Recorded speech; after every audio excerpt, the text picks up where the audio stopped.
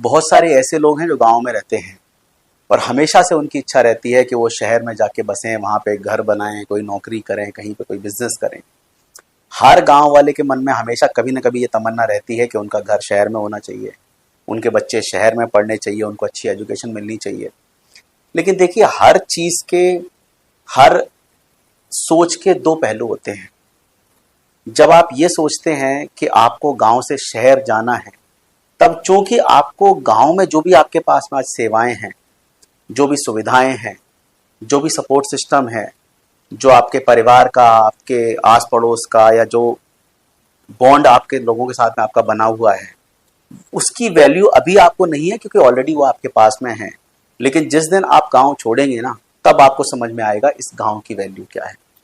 देखिए, गांव में मैं मानता हूं कि शायद पैसा थोड़ा कम है, या आपको लगता है कि गांव में जो कमा रहे हैं वो तो कमा ही रहे हैं, या जो भी आपकी खेती से आ रहा है, या जो चौपायों से जो पैसा आ रहा है, दूध के से जो कमाई हो रही है, वो तो आपका है ही है। लेकिन फिर भी आप सोचते हो कि कहीं मैं कुछ, हम 4 भाई हैं तो 2 भाई शहर में चले जाएं, वहां पे कुछ बिजनेस कर लें।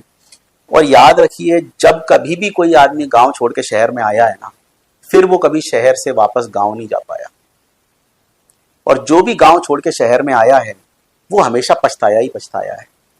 क्योंकि शहरों की भागदौड़ में आपको लगता है कि बहुत चकाचौंध में, कि काफी कुछ अच्छा है, लेकिन अगर आप देखोगे तो बहुत कुछ इतना बुरा है, बहुत कुछ इतना खराब है, जो आपके भविष्य के लिए अच्छा नहीं है।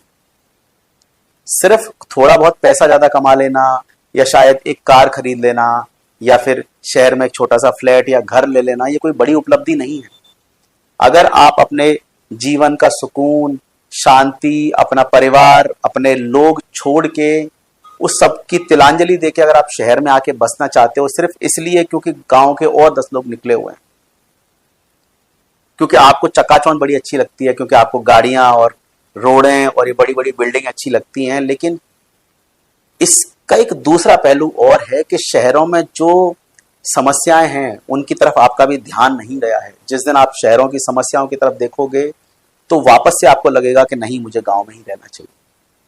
आज देखिए, जो लोग शहरों में रह रहे हैं ना तो वो अच्छा खा पा रहे हैं, ना अपने बच्चों को अच्छा खिला पा रहे हैं। जो दूध आज शहर वाले पी रहे हैं ना, चाहे वो थैलियों में आ रहा है, चाहे वो दूध वाले ही देके जा रहे हैं, कैन वाले, वो दूध हम सबको पता है कि इसमें या तो केमिकल है, या ऐसी ऐसी दवाइयां डली हुई हैं जो आपके शरीर के लिए, आपके बच्चों के लिए बिल्कुल सही नहीं है।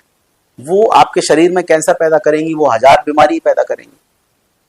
ना तो आज के समय में उतनी भैंसें हैं, ना गायें हैं, ना वो जितनी हैं उतनी आज के लोगों की पूर्ति कर सकती हैं। तो कहां से दूध आएगा? तो उसके लिए केमिकल का इस्तेमाल किया जाता है, उसके लिए यूरिया से और एसिड से दूध बनाया जाता है। जो दूध सप्लाई होता है शहरों में, उसी से दही बन रहा है, उसी से पनीर बन रहा है, उसी से लोग चाय बना रहे हैं, खा रहे पी रहे हैं। तो वो चीज आपके लिए कैंसर कारक है। तो जहां पे गांव में आपको पता है कि आपके घर में भैंस है, घर में भैंस नहीं है तो पड़ोस में गाय भैंस है, वहां से दूध लेके आ रहे हैं, कम से कम आपको खाना पीना तो अच्छा है। गांव में जो भी आपके सब्जियां कोई उगा रहा है, किसी के खेतों में लगी हैं, आपको भी पता है कि ज्यादा पेस्टिसाइड्स या ज्यादा खाद या ज्यादा यूरिया वो लोग इस्तेमाल नहीं करते हैं। लेकिन जहां पे कमर्शियली सब्जियां उगाई जाती हैं, कमर्शियली कुछ फसल उगाई जाती है, वो पूरी तरह से केमिकल और पूरी तरह से यूरिया और इन पेस्टिसाइड्स से ही पकाई जाती है, उसी से बनाई जाती है।